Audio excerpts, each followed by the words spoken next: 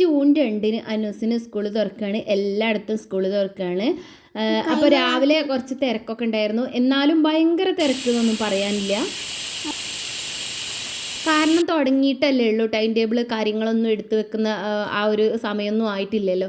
അപ്പോൾ നമുക്ക് കഴിക്കാനായിട്ട് ഇന്ന് പുട്ടും കടലക്കറിയായിരുന്നു. അനൂസിന് കൊണ്ടുവിടുകയും ചെയ്യണം.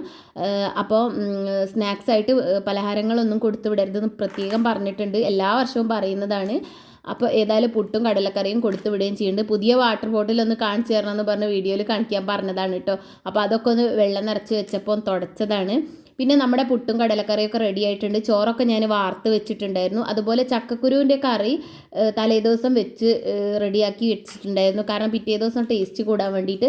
പിന്നെ പാത്രങ്ങളൊക്കെ ഇതാ നിറഞ്ഞിട്ടുണ്ട്. ചോറൊക്കെ റെഡി ആയിട്ടുണ്ടായിരുന്നു. അങ്ങനെ അനൂസ് പുളിയൊക്കെ കഴിഞ്ഞ് പോവാൻ റെഡിയായി വന്നിട്ടുണ്ട്. അതിനിടയ്ക്ക് പുട്ടും കടലക്കറിയൊക്കെ കൊടുത്തിട്ടുണ്ടായിരുന്നു കേട്ടോ. ചായ കുടിയൊക്കെ കഴിഞ്ഞിട്ടുണ്ട്.